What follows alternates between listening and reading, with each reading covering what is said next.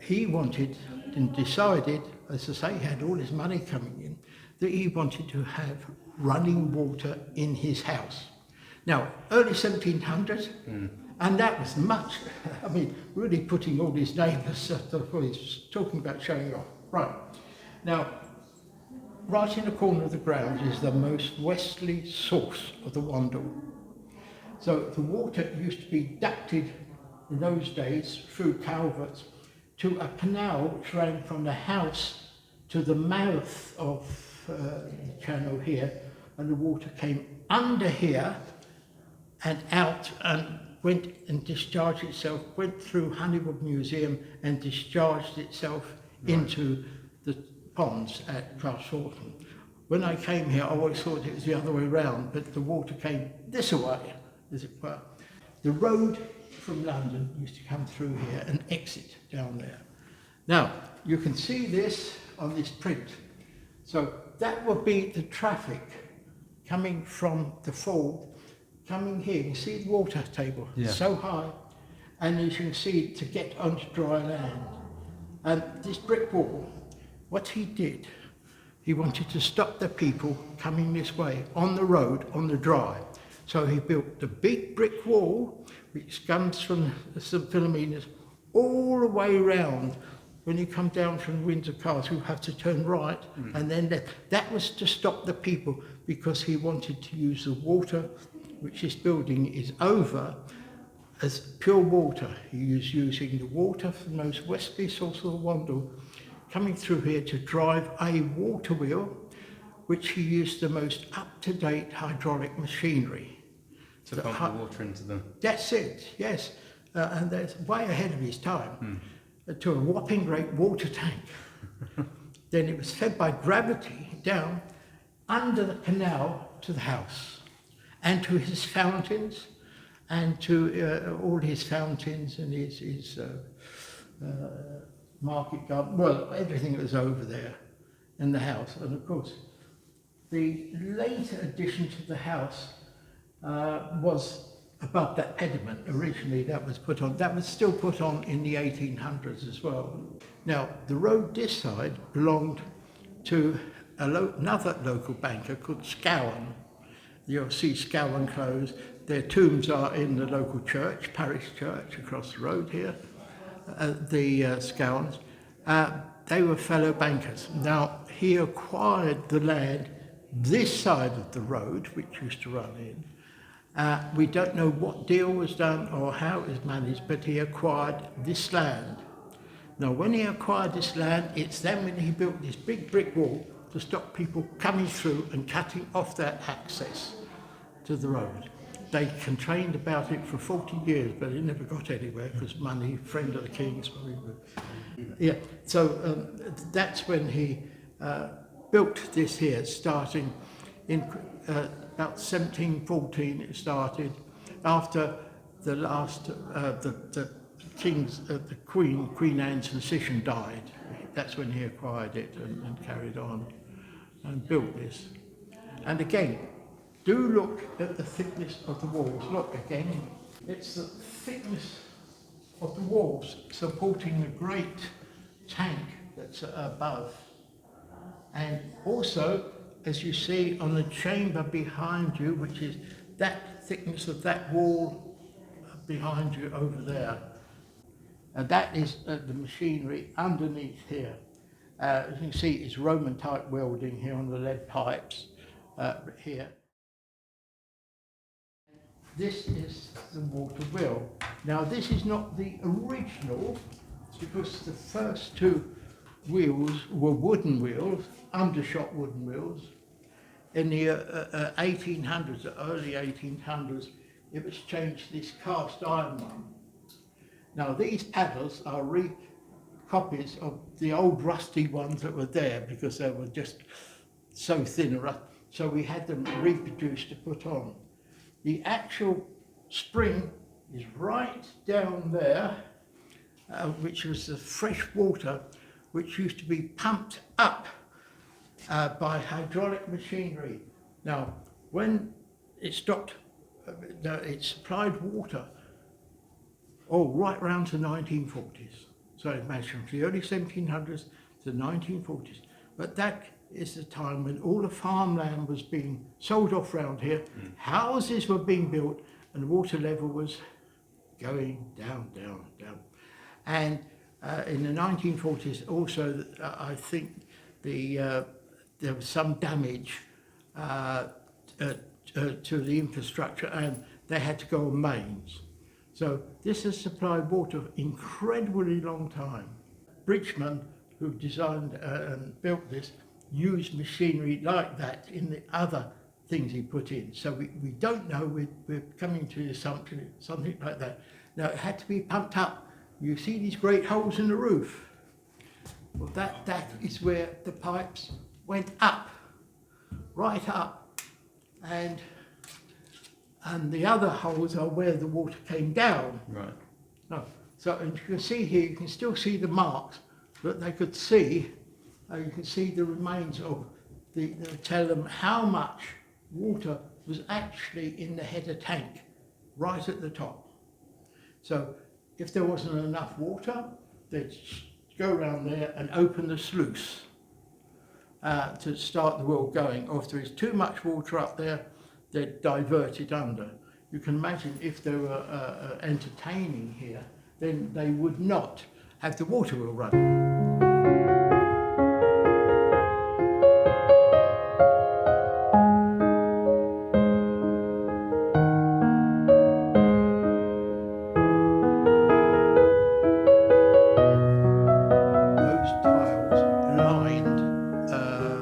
Which they didn't know at the time. When they took it over, it had a battery. Right, they decided to open a girls' school. So what they had to do, they had to install toilets. Now, the whole of the battery were lined with these tiles. Now, there's some controversy. Some people say that they are very valuable, others say they're not. So we have to defer to the experts there. All we know, they're early. Yeah. And now what happened was, come the 30s, the school had been running a long time, and I think the toilets got a bit smelly. So they decided, all right, we'll have new toilets in the mid-30s installed, which happened. They went along. And of course, when the lads came in to demolish everything and put them, and they saw all these tiles, bang, bang, bang, bash, bash, bash, knocked them all down, so they wanted to. Anyway, one of the nuns coming out after going back to the house, after being in the main house there, because it was a boarding school for the nuns and a day day school as well as a boarding school. They saw this great pile of smashed towers, and she said, "Stop, stop!" And these were the only ones that were rescued. All of them were put in without grouting. All of those tiles did not have tile cutters; they had to be hand rubbed.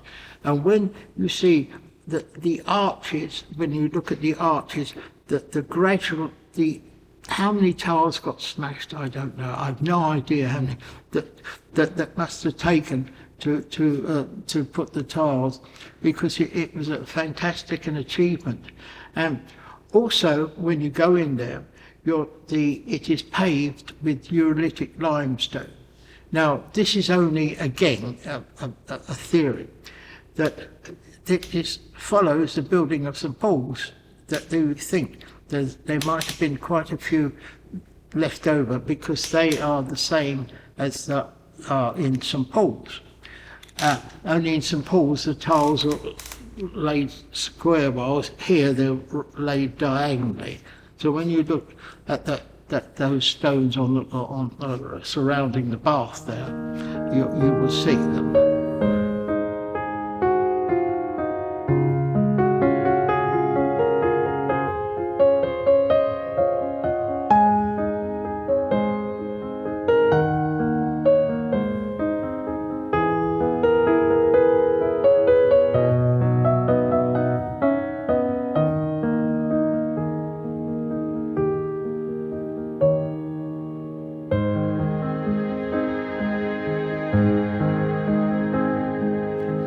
Well, at the very beginning of the stock exchange, which was founded in the city, now companies came together and used to issue a certain amount of stock. The idea being you gave them your money and they hopefully, if they traded well, give you a return on that. And if you wished to move to another country, you could sell your shares. That was the position when the East India Company in the 1600s, late 1600s, started trading. Now, they were a very successful company. There was slave trading, drug trading, the lot, but they were making money. They sold so many shares, and that was it. They had no more to sell, and they were giving a dividend for about 4%. Now, everybody said, well, you can't beat that.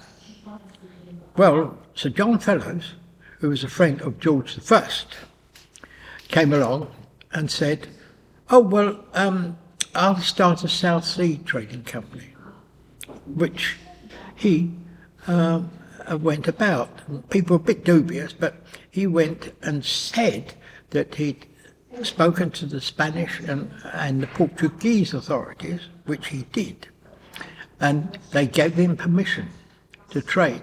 But what he did not tell his investors was the proviso that he'd have to pay a heavy tax on every load that they traded with on their assessment, not his, of the value of the cargo, which meant the whole thing was not going to be viable.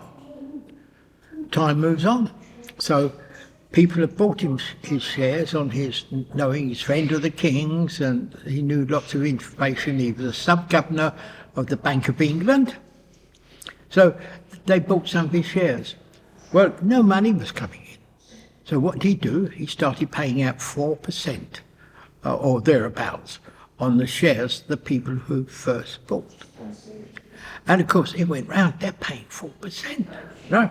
So, of course, that's what happened. People wanted to buy your shares.